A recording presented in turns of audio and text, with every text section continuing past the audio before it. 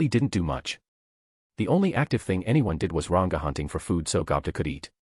Rimuru learned from Gobta about what to expect from Dworgen from its city and some of its laws.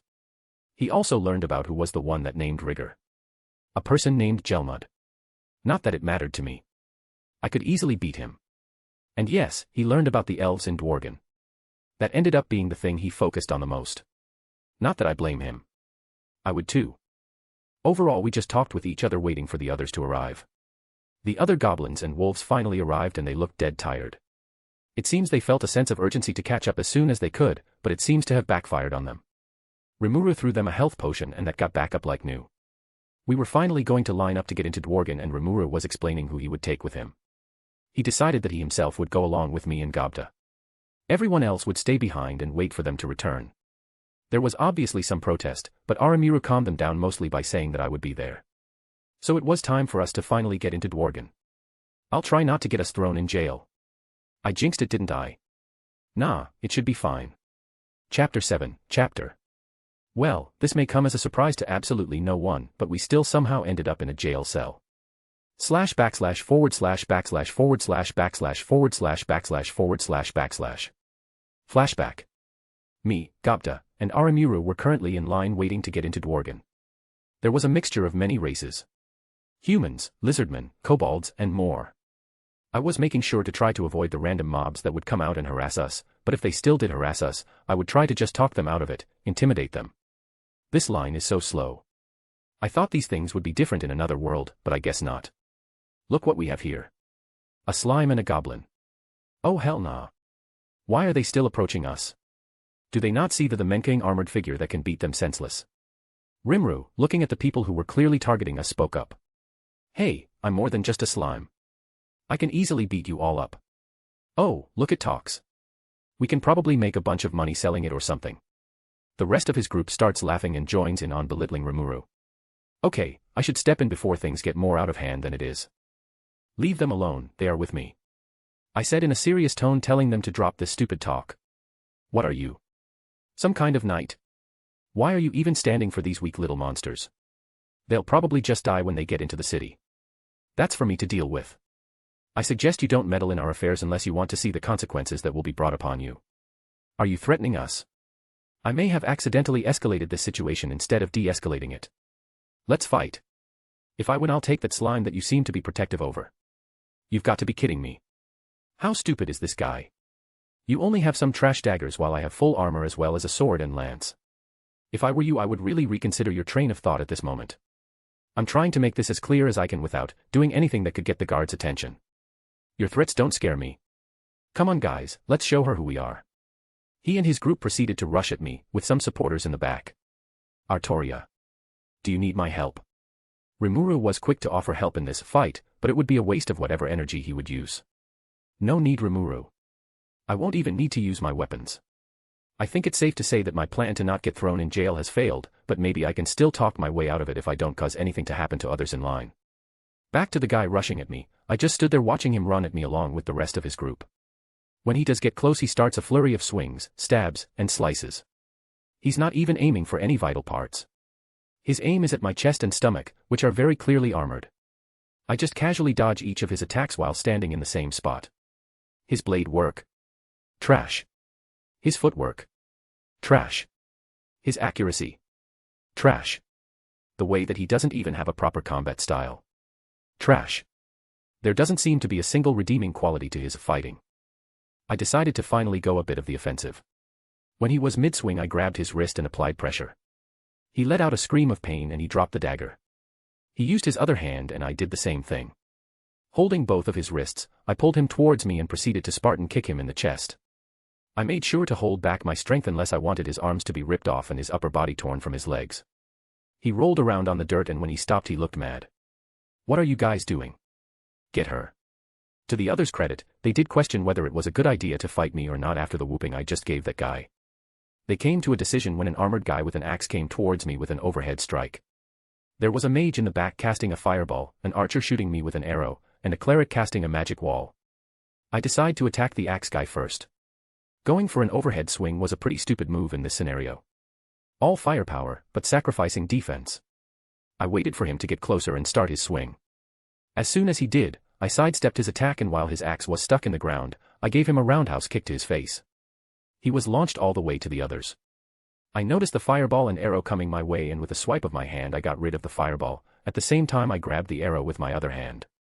With the arrow in my hand, I threw it back at them. That little magic wall that was set up was completely broken when the arrow made contact with it. The arrow landed in front of the group and due to the force, it caused cracks in the ground that went toward them and knocked them down. I walked slowly toward them, but before I could do anything they all ran away. So, I just decided to go back to Rimuru and Gobta. Gobta had his jaw wide open after that little scuffle. Wow, Arttoria, you made it look so easy and effortless. Rimuru spoke up for the shocked Gobta, who was speechless. It was no problem. It was super easy, barely an inconvenience. I was going to say more, but we were interrupted by the shouts of the dwarf guards coming towards us. You there. Stop what you're doing. They were shouting at us, or I guess more specifically me. Okay guys, let me do the talking here. I'll just explain that we're only fighting out of self-defense, they'll surely let us off. I quickly explained to Rimuru and Gobta, who nodded in return. The dwarf guards finally met up with us. You there in the armor. Stop your attack. You are under arrest. Wait, let me explain. Me and my group were only defending ourselves from an attack by other people. You can ask the others in line as witnesses. We'll do an investigation, but you and your group will have to be in a cell until the facts are clear. Oh come on. What investigation? All you have to do is ask like 5 people here and they'll all tell you the same thing. It won't even take 5 minutes. I was getting a little frustrated, but if I did anything bad to them, it would go against our goal of coming here and Dworgen would look at us unfavorably. Damn it. // forward slash backslash forward slash backslash forward slash backslash forward slash backslash. Flashback end. So yeah, that's what happened. Luckily I still have my armor and weapons with me. They decided to let me keep it since I wasn't doing anything bad with them. I think that isn't how being held in custody was supposed to work, but I'm not going to complain. I'm sure they know I can easily get out of here, but I'll follow along out of respect for the rules and stuff. Though, I'm surprised they didn't mention anything about my equipment. I thought they would have said something, but I guess they are only soldiers and don't have the blacksmith eye or instinct. So, right now, me, Rimuru, and Gobta are just chilling in our cell. We were just talking about random stuff passing the time. Gobta fell asleep a long time ago. Hey Rimuru, I'm going to sleep. Wake me up when the guard comes over and starts talking to us. What no? I'll be extra bored here without someone to talk to. And she's already asleep. // forward slash backslash forward slash backslash forward slash backslash forward slash backslash. Arttoria, get up. I'm up. I'm up, you don't have to scream at me, Rimuru. The guard is here. Hey guard, can you explain to her what you just told me? Sure. Basically what happened was that they saw the slime and goblin as easy targets, so that's what they attacked you. Witness statements also said you stood up for them. In short, you were in the right. We'll get you out of here shortly. The guard was going to say more, but another guard rushed in looking like an emergency was happening. Kaido, there's an emergency. An Armosaurus is in the mines and there are many people injured. Send in the extermination squad. They're on their way, but we don't have enough potions to be able to heal everyone. Make it a priority to get more potions and try to get higher ranked potions. Rimuru decided to speak up out loud. Hey guys. I have some potion you can use. You can drink it or apply it directly. It's also a high-ranking potion. Kaido looked at the barrel full of the potion and quickly opened the prison cell and took it. Are you really trusting the slime? We have to. We have no choice. If we don't act now, there will be deaths that could have been prevented. Take me to the injured. Quickly. The 2 guards then left with haste to save the lives of the miners.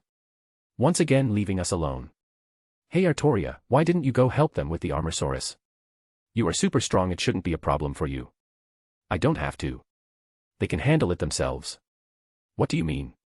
It's very obvious they have encountered this problem before, well, at least an attack from an Armosaurus.